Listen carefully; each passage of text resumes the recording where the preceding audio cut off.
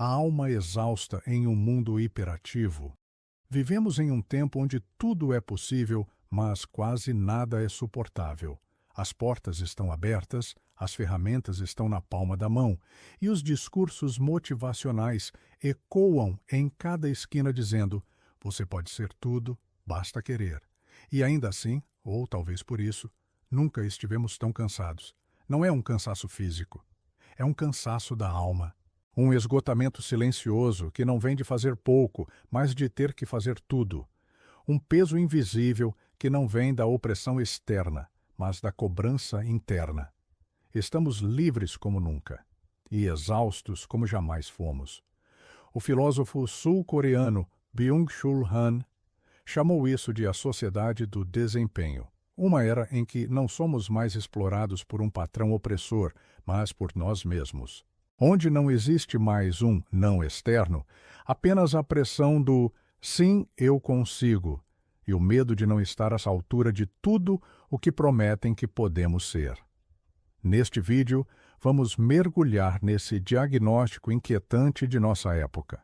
Vamos entender por que a liberdade mal compreendida pode nos adoecer, como a positividade compulsiva mascara uma profunda falta de sentido, e por que o silêncio, a contemplação e a pausa podem ser os atos mais revolucionários do nosso tempo.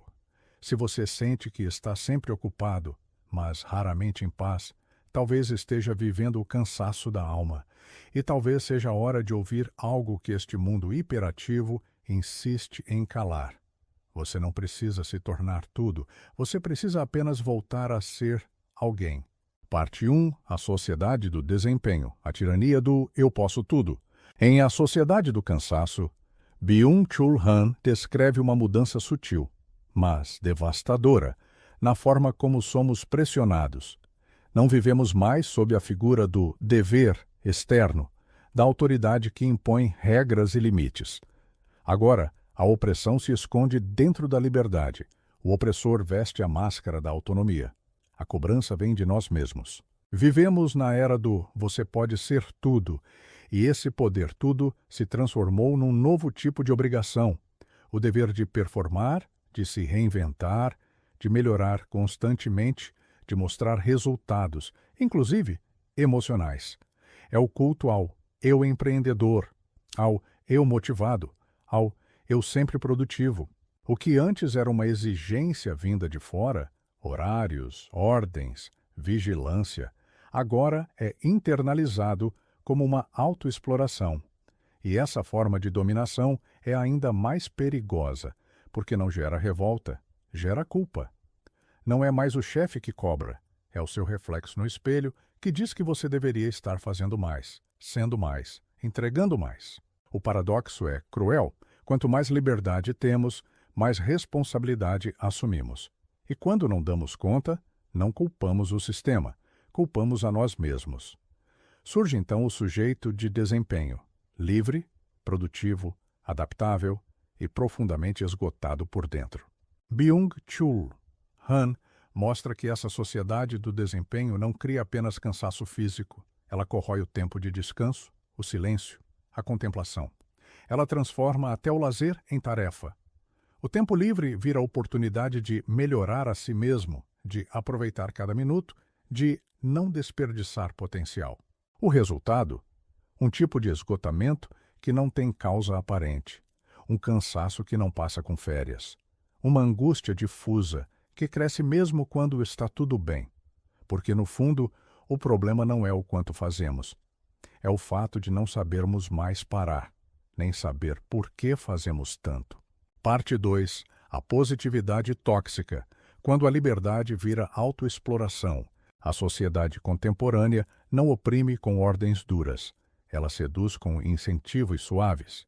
Não manda calar, apenas nos convida a sorrir. Em vez de nos proibir, nos motiva. Mas essa motivação constante, esse otimismo forçado, esse impulso para ver sempre o lado bom, esconde uma armadilha. A positividade virou obrigação. E o silêncio da dor, um sintoma de fracasso. Byung-Chul Han chama isso de violência da positividade. Uma violência sem gritos, sem ameaças, sem punições visíveis, mas que corrói o interior. Porque nessa cultura não há mais espaço para a fragilidade, para a dúvida, para o cansaço legítimo. Só existe lugar para o entusiasmo constante, o bom humor produtivo, a disposição em se reinventar, sempre. A positividade virou um tipo de moral e uma prisão. Você não pode mais dizer que está mal, sem imediatamente tentar explicar como vai melhorar. A dor deve vir acompanhada de um plano, a tristeza de um aprendizado, o esgotamento de uma hashtag de superação. Mas o ser humano não é uma máquina de desempenho emocional. Às vezes, a dor apenas dói. Às vezes, o cansaço é só silêncio. E tudo bem. A vida verdadeira inclui sombra, pausa, limites, e excluir isso em nome de um otimismo permanente é, na verdade, negar nossa própria humanidade. Essa positividade tóxica transforma até mesmo a liberdade em armadilha. Somos livres, mas obrigados a dar certo. Podemos escolher, mas temos que sempre escolher o melhor. Podemos parar, mas sentimos culpa por descansar. Assim, aquilo que deveria ser fonte de autonomia se torna motivo de angústia, porque a liberdade sem sentido vira peso. E o excesso de possibilidades, sem direção, acaba por nos exaurir. Byung-Chul Han nos convida a reconhecer isso, a aceitar que, em vez de nos tornarmos infinitamente capazes, talvez precisemos reaprender a ser simplesmente humanos, com falhas, com pausas, com dias ruins e, acima de tudo, com permissão para não estar bem. Parte 3. A perda do silêncio, do outro e do sentido. O excesso de estímulos não só nos cansa, ele nos desconecta. Segundo Byung-Chul Han, vivemos numa era de hipercomunicação e ruído constante, onde tudo deve ser compartilhado, comentado, performado. Mas nesse mar de vozes, o que desaparece primeiro é o silêncio, e sem silêncio não há escuta, não há reflexão, não há profundidade. O silêncio não é apenas ausência de som, é espaço interior. É o intervalo onde o sentido pode emergir.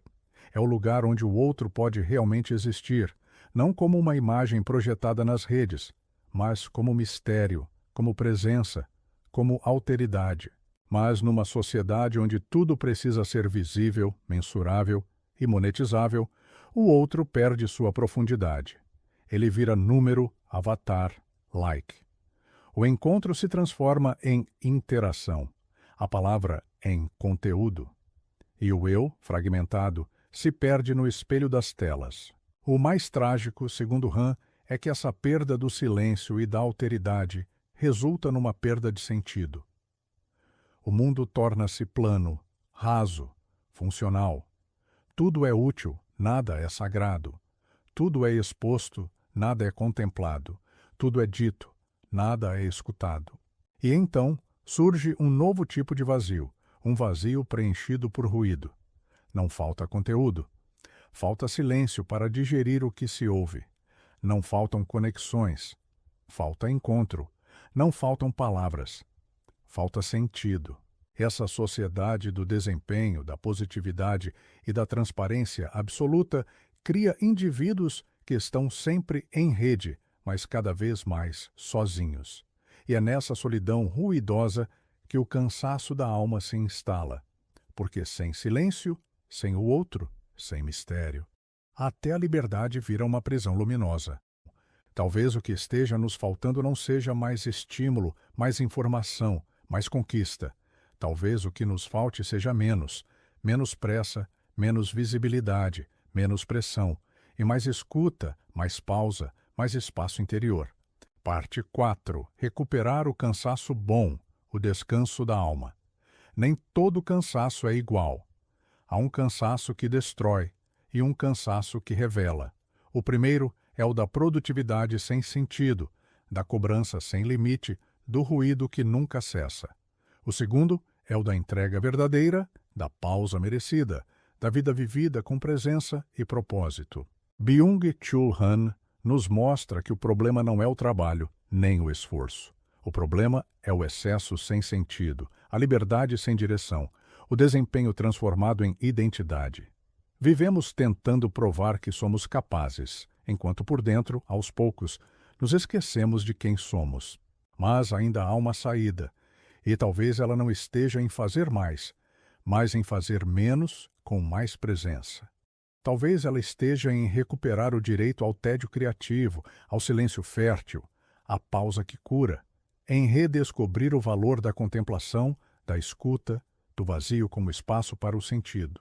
O descanso da alma não é inatividade, é reconexão com aquilo que realmente importa, é voltar a habitar o tempo com profundidade, é desacelerar o corpo para ouvir o coração, é permitir que o sentido não seja imposto, mas revele-se, suavemente, quando o ruído cessa.